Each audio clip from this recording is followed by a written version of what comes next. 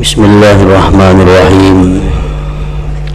Alhamdulillahilladzi amarna bi ta'atihi wa nahana 'an ma'siyatihi wa wa'ada as-salihina bi dari ni'matihi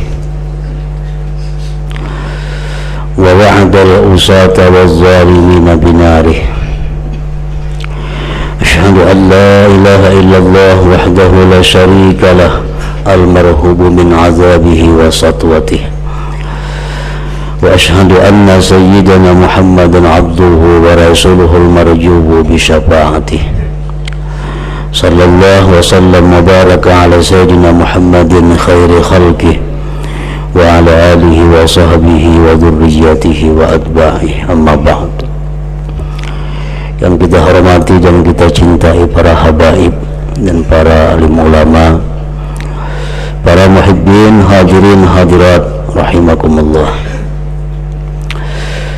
Alhamdulillah, puji dan syukur kita haturkan kehadirat Allah subhanahu wa ta'ala yang selalu memberikan kita taufik dan hidayah serta izin dan inayah sehingga kita pada malam ini dapat kembali berkumpul bersama-sama di majlis yang penuh berkah ini.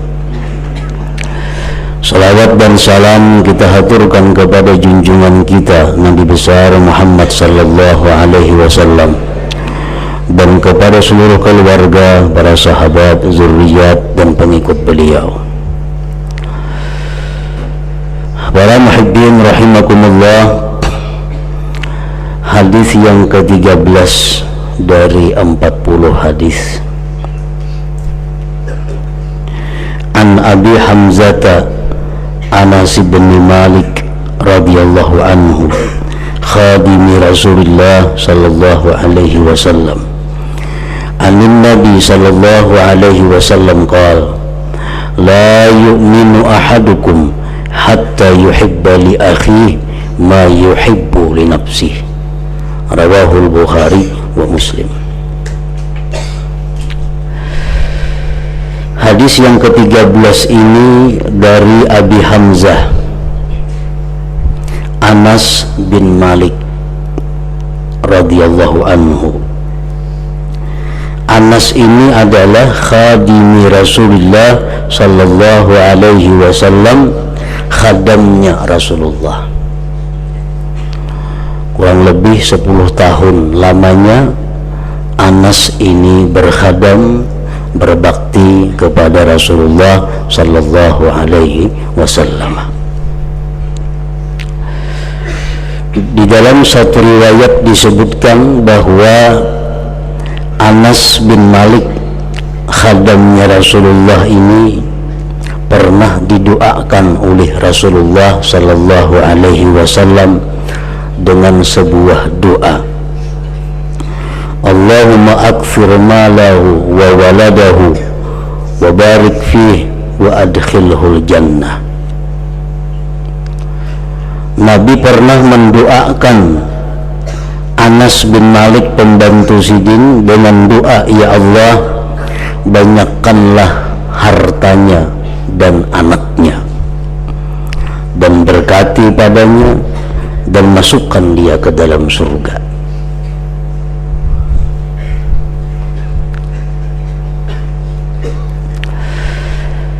Anas berkata, ujar Anas bin Malik, doa Nabi itu yang di dalam dunia telah dikabulkan oleh Allah subhanahu wa ta'ala, dan aku berharap yang selanjutnya yaitu masuk surga itu akan dikabulkan pula oleh Allah subhanahu wa ta'ala. Nabi mendoakan Anas bin Malik dengan doa, ya Allah, banyakkanlah hartanya. Anas tercatat sebagai orang yang paling kaya di kabilah Ansar, di golongan Ansar. Nabi mendoakan Anas bin Malik dengan doa, ya Allah, banyakkanlah anaknya. Anas mempunyai anak 125 laki-laki, 2 perempuan.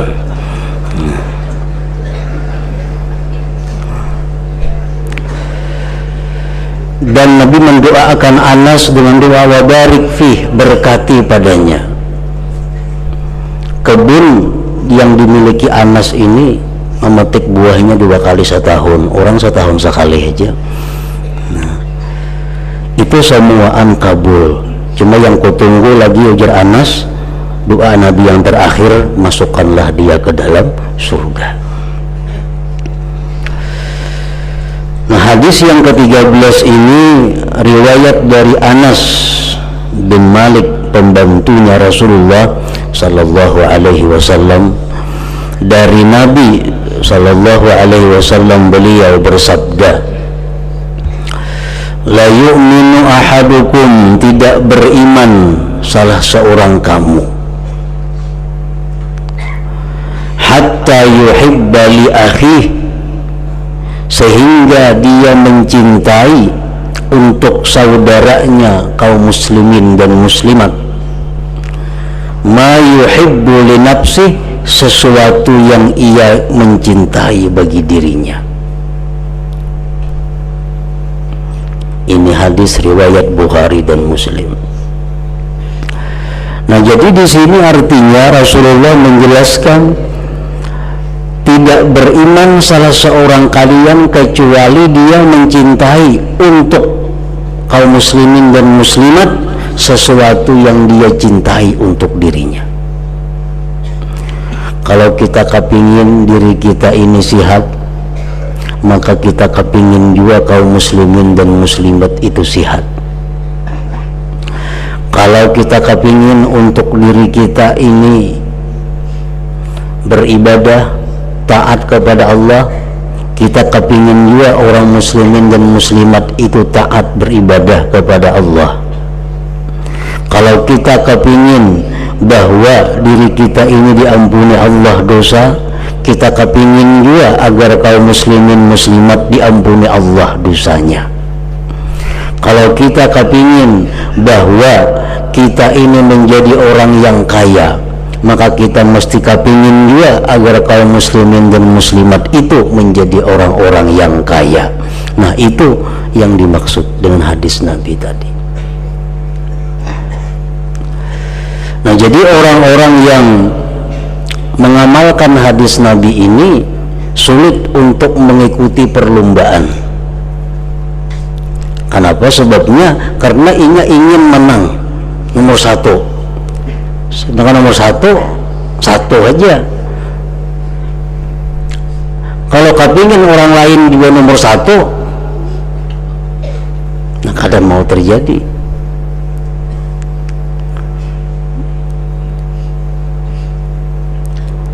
Sedangkan Rasulullah mengatakan bahwa dia cinta untuk saudaranya sebagaimana dia cinta kepada dirinya.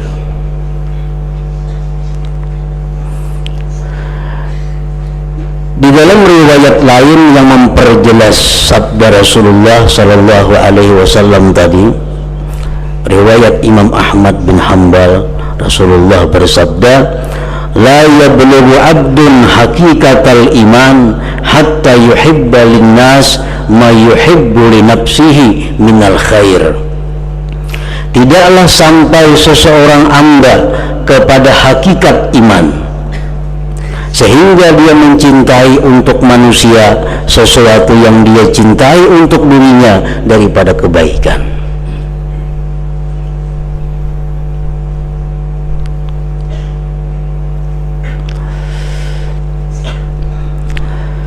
Di dalam riwayat yang lain dari Yazid bin Asad al-Qushairi berkata, qala li Rasulullah sallallahu alaihi wasallam, Rasulullah berkata kepadaku, ujar Yazid bin Asad al-Qushairi, atuhibbul jannah, adakah engkau kepingin surga? Qultu na'am, aku kata iya wahai Rasulullah. Qala, Rasulullah bersabda, fa ahibba li akhi ma tuhibbu li nafsi, cintailah untuk saudara engkau sesuatu yang kamu cinta untuk diri engkau sendiri.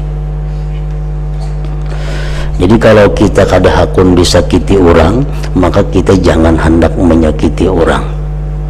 Kalau kita kada hakun dibunguli orang, jangan hendak membunguli orang. Amun kita kada hakun dilarangi orang, hakun dilarangi orang kita bertukar, jangan hendak melarangi orang. Nah, cintailah saudaramu sebagaimana kamu mencintai diri kamu sendiri.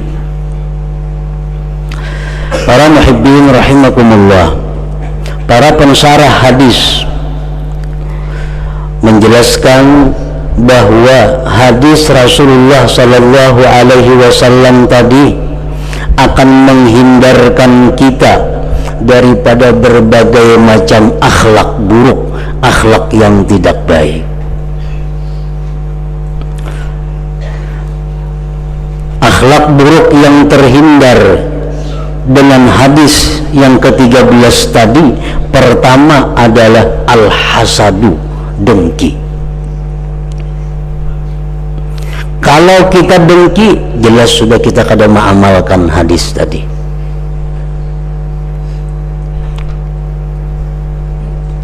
Kalau kita mengamalkan hadis tadi, kita selamat daripada pertama dengki. Apa yang dimaksud dengan dengki itu? Apa yang dimaksud dengan hasad itu? Para ulama menjelaskan ada dua macam jenis dengki. Kedua-duanya termasuk golongan dosa besar. Yang pertama, ayyuhibba zawalan ni'mah an akhi wa in kana dzalik la yantakilu ilaih. Yang pertama, bahwa dia kepingin hilang nikmat dari saudaranya sekalipun nikmat itu tidak berpindah kepada dirinya. Inya kepingin agar si fulan yang menduduki jabatan itu diberhentikan. Inya kepingin si fulan yang mempunyai nikmat pangkat itu dijatuhkan. Dia kepingin agar fulan yang kaya raya itu dibangkrutkan. Dia kepingin orang yang sihat walafiat itu disakitkan. Nah, ini hasad. Jauh dengan isi hadis yang kita baca tadi. Yang kedua, ayyuhibba zawalan ni'mah an akhihi li ragbatihi fi tilkan ni'mah. Ini yang kedua sama-sama haram, bahwa dia mengingini hilangnya nikmat dari saudaranya karena dia gemar, karena dia ingin memiliki nikmat itu. Inya kepingin benar pulang tuh digisir dari kedudukan itu karena inya hendak duduk di situ. Nah, inya kepingin memiliki barang itu sehingga dia tidak suka ada orang lain yang memilikinya. Nah, ini hasad. Rasulullah dengan tegas mengancam orang-orang yang penyakit hasad ini, kata beliau, al-hasadu ya'kulul hasanat kama ta'kulun narul hasab. Sifat dengki itu memakan kebajikan-kebajikan, memakan ibadah-ibadah yang dilakukan sebagaimana memakannya kayu akan memakannya api akan kayu yang kering.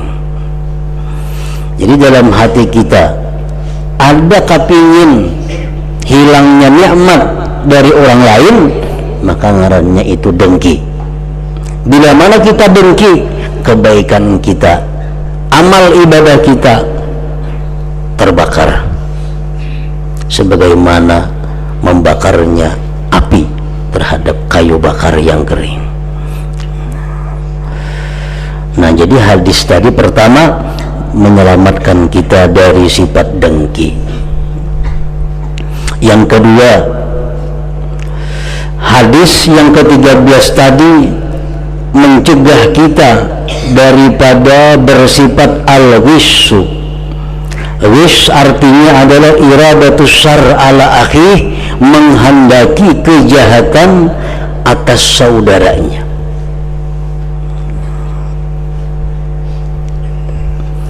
Menghendaki kejahatan, menghendaki kehancuran, menghendaki kejatuhan atas saudaranya. Rasulullah bersabda, "Man ghasyana falaysa minna." Ujar Nabi, orang yang menghendaki jahat terhadap kami, maka dia bukanlah golongan kami.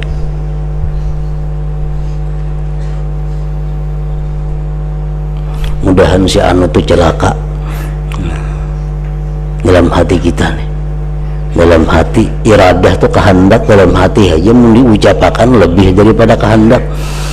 Nah, dalam hati kita mengingini bahwa si fulan itu rugi, dalam hati kita mengingini si fulan itu kada sukses, dalam hati kita mengingini si fulan itu gugur. Nah, ini sifat egois ini bertentangan dengan hadis Nabi yang mengatakan, "Fa'ahibba li akhik ma tuhibbu li nafsik." Cintailah untuk saudara engkau sebagaimana engkau mencintai diri engkau. Hakunlah kita jatuh, hakunlah kita gugur, hakunlah kita rugi, kada hakun. Nah, orang lain pun hendaknya demikian juga. Kita kada senang kalau ada orang lain yang rugi, kita kada senang kalau ada orang lain yang mendapat bala, kita kada senang kalau orang lain itu rusak dan sebagainya. Nah, ini wisu. Man ghasyana falaysa minna. Nah, para muhibbin rahimakumullah, kita melihat satu kejahatan, umpamanya perjudian atau perzinahan, kejahatan, lalu kita laporkan kepada yang berwajib. Nah, melaporkan ini apabila niat kita untuk nahi mungkar, mencegah kemungkaran murni, maka kita berpahala. Tetapi bila niat kita melaporkan itu tujuannya untuk mempermalukan orang yang berjudi itu, untuk menjatuhkan mereka yang berjudi itu, nah ini kita berdosa. Itu namanya iradatus syar, menghendaki kejahatan kepada orang lain, menghendaki keburukan kepada orang lain. Nah, dengan hadis yang ke-13 ini, maka terhindarlah daripada bersifat al-ghissu, menghendaki kejahatan atas orang lain. Yang ketiga, al-ghillu. Hadis yang ke-13 ini menghindarkan kita, menjauhkan kita dari sifat ghil. Allah berfirman di dalam Al-Quran,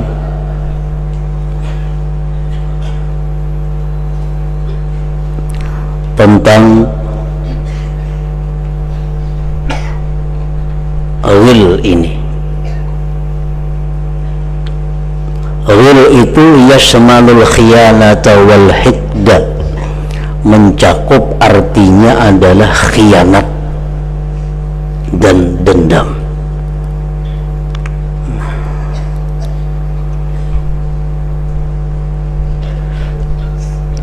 Firman Allah Subhanahu wa taala, "Wa may yaghlul ya'ti bima ghalla yaumal qiyamah." Siapa yang khianat, dia akan datang dengan yang ia khianatkan itu pada hari kiamat, menjadi saksinya. Para muhibbin rahimakumullah, berbagai macam jenis khianat ini. Seorang anak dititipi oleh orang tua duit, nak naikkan kena nukar ini, ditukarakan ke lain, itu ngarannya adalah khianat. Khianat anak kepada orang tua. Nah, seorang perempuan, seorang istri yang di hatinya ada mencintai laki-laki yang lain daripada suaminya, atau tergoda kepada laki-laki lain selain suaminya, maka perempuan ini adalah khianat kepada suaminya. Ini termasuk ghil, bertentangan dengan hadis yang kita baca tadi. Dan termasuk kalimat, dalam kalimat ghil ini adalah orang-orang yang yasriku sirra, orang-orang yang mencuri. Nah, kita hakullah dicuntan orang pun kita kada hakut, jangan mencuntan pun orang. Nah, termasuk di dalam maghul ini adalah orang-orang yang mengambil harta negara, dalam istilah yang terkenal dengan korupsi. Nah, orang yang melakukan korupsi itu orang yang berkhianat kepada bangsa dan negara.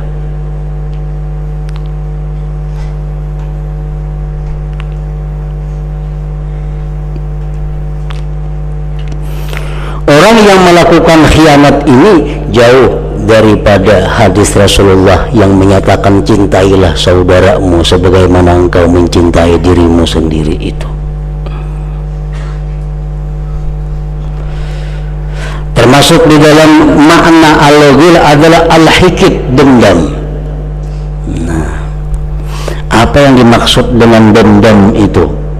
Imam Ghazali menjelaskan dendam itu artinya, ujar Sidin, ayyalzama qalbuhu istisqalahu wal bughdata lahu wal nifar wa ayyadu ma dzalik wa yabqa, bahwa hatinya itu selalu benci kepada orang itu. Nah, hati kita ini muar aja melihat itu, karena dahulu inya pernah menyakiti kita, karena inya dulu pernah menipu kita. Sekarang ini sudah minta maaf, tetap hati kita muar aja, hati kita kada ketuju lawan orang itu. Nah, kita ngarannya dendam. Rasulullah bersabda, al-mu'min laisa bihaqud, orang mukmin itu kada mau dendam. Kalau kita dendam berarti kita kada mukmin, tidak mempunyai iman yang baik, tidak mempunyai iman yang sempurna. Nah, kemudian yang keempat, hadis yang ke-13 ini menghindarkan kita dari as-samatah bima asaba akhahu minal bala. Gembira, suka dengan musibah yang menimpa kaum muslimin dan muslimat. Siapapun orang muslim yang dapat musibah, bila mana kita gembira ingin dapat musibah, Rasulullah menjelaskan nanti pada waktunya engkau akan dapat musibah seperti orang itu.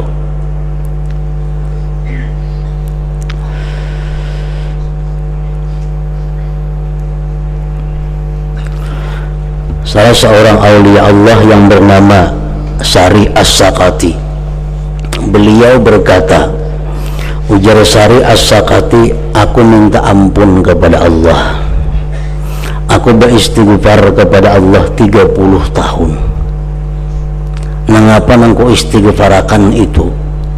Apa nangku anggap dosa itu sehingga sampai 30 tahun selalu minta ampun kepada Allah? Sebabnya aku mengucap alhamdulillah. Nah, mengucap alhamdulillah Sidin, minta ampun kepada Allah 30 tahun. Kenapa sebabnya? Suatu hari, ujar Sidin, di pasar kota Baghdad itu terjadi kebakaran besar. Nah, kebakaran di Baghdad. Datang orang mengabarkan kepadaku, wahai Sari Sakati, itu pasar semuaan kebakaran, cuma satu yang selamat, tuku piang. Nah, tuku piang selamat, tuku orang habis semuaan. Alhamdulillah, ujar Sidin. Nah, padahal ucapan beliau itu, ujar beliau, adalah kesalahan yang besar. Karena kaum muslimin menderita, aku mengucap alhamdulillah. Nah, beliau minta ampun kepada Allah 30 tahun gara-gara yang demikian. Sebenarnya kada boleh kita gembira, kada boleh kita suka kalau saudara kita ada yang mendapat musibah atau mendapat bala bencana itu.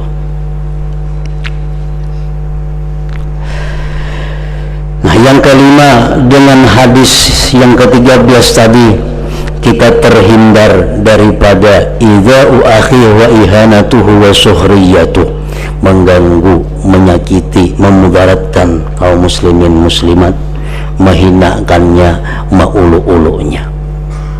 siapa nang hakun diulu-ulu, siapa nang hakun dihina orang, siapa nang hakun disakiti orang, tentu kada hakun. Nah kalau kita kada mau, orang lain pun jangan sampai kita ulu-ulu, jangan sampai kita sakiti, jangan sampai kita hina. Salah seorang aulia Allah yang bernama Sahal At-Tustari, di rumah Sidin saling banyakkan tikus, banyak tikus. Ada nang murid menyarankan, guru jakapian baingon kucing hadu 3 ekor, jakapian baingon kucing, jadi kada betikus lagi rumah.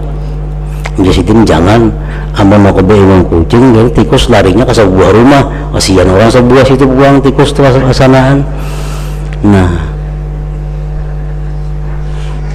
ini yang dimaksud dalam mencintai saudara engkau sebagaimana engkau mencintai diri kamu sendiri. Kada mau mementingkan keselamatan sendiri, keuntungan sendiri, kenyamanan sendiri, sedangkan orang lain menderita susah payah gara-gara kita ini. Para muhibbin rahimakumullah, makanya tadi orang-orang yang bersifat dengan sifat yang mulia tadi, Rasulullah sallallahu alaihi wasallam bersabda, "Man ahabba ayyuzahzaha anin nar wa yudkhalal jannah fala tudrikhu maniyatuhu wa huwa mu'minun billahi wal yawmil akhir wa ya'ti ilan nas alladhi yuhibbu ayyu'ta ilaih." Barang siapa yang ingin dijauhkan dari neraka, dimasukkan ke dalam surga, hendaklah dia mati pertama membawa iman, kata Rasulullah. Yang kedua, di waktu hidupnya dia selalu mendatangkan kepada orang lain dengan sesuatu yang dia suka didatangkan kepada dirinya. Jadi pedagang-pedagang menjuali orang dengan keuntungan-keuntungan yang mana kita pun senang kalau orang lain untung sedemikian. Misalnya kita berjual sapida, kita berjual sapida, kita jual di sapida, kita untung 100.000. Nah andai kata kan kita nukar yang menjual untung 100.000, senanglah kita. Nah kalau senang kada jadi masalah. Kalau kita kada senang orang menjual kita berhujung 100.000, ternyata kita menjual berhujung 100.000, berarti kita kada termasuk dalam golongan yang dimuliakan ini, kada termasuk dalam hadis yang disabdakan Rasulullah sallallahu alaihi wasallam tadi. Jangan seperti orang begitu dia membeli dia sulit, begitu membeli dia cariwit, nah nawar macam-macam. Begitu dia menjual, dia ingin keuntungan yang banyak, keuntungan yang berlipat ganda. Nah maka orang seperti ini yang mestinya mengamalkan hadis Nabi tadi, la yu'minu ahadukum, tidak beriman salah seorang kamu, hatta yuhibba li akhihi, sehingga dia mencintai bagi saudaranya ma yuhibbu li nafsihi. Jadi bukan orang yang menukari itu ukurannya, kita ukurannya. Umpamanya kita ini menjual barang modalnya 10.000, kita jual 100.000. Nah, baikkah kadakah kita nih berujung 90.000, modal 1.000, modal 10.000, termasuk orang baik kada? Nah ukurannya ada pada diri kita. Andai kata kita nukar barang lawan orang itu modalnya 10.000, dijualnya 100.000, senang kada kita? Nah bila senang kada jadi masalah. Jadi ukurannya bukan pembeli. Misalnya memang hendak nukarnya kapingin banget, padahal modalnya 10.000 aja, 100.000 jadinya aku nukarinya. Nah ini senang aja mau 100.000.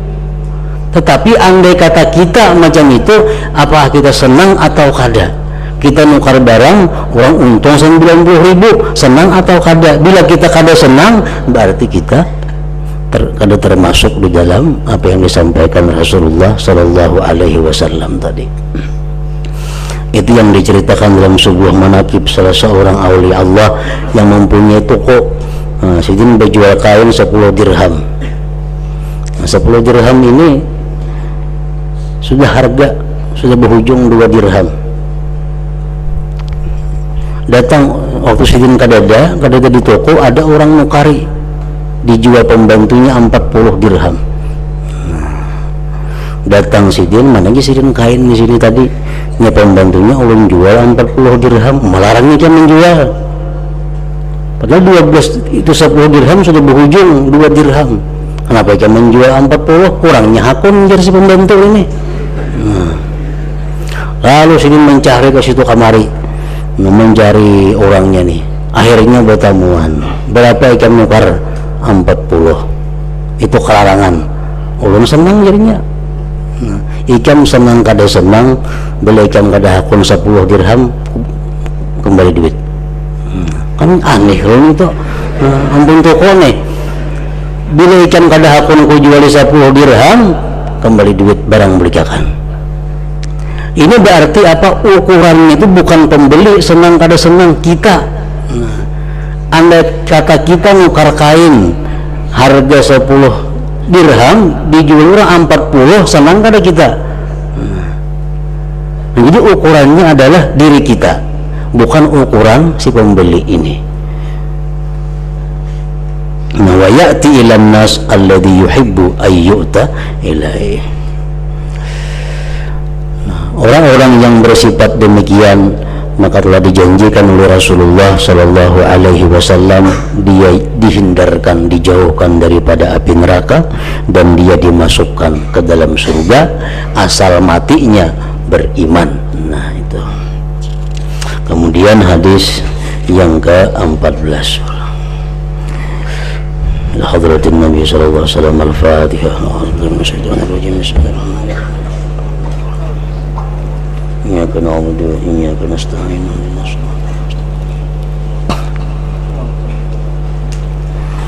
أشهد أن لا إله إلا الله وحده لا شريك له أشهد أن سيدنا محمدا عبده ورسوله لا إله إلا الله نستغفر الله لا إله إلا الله نستغفر الله لا إله إلا الله نستغفر الله لا إله إلا الله ونتوب إلى الله لا إله إلا الله محمد رسول الله صلى الله عليه وسلم ويا أيها الرجل منه شفاعة صلوا عليه سلموا تسليما اللهم صل وسلم وبارك عليه.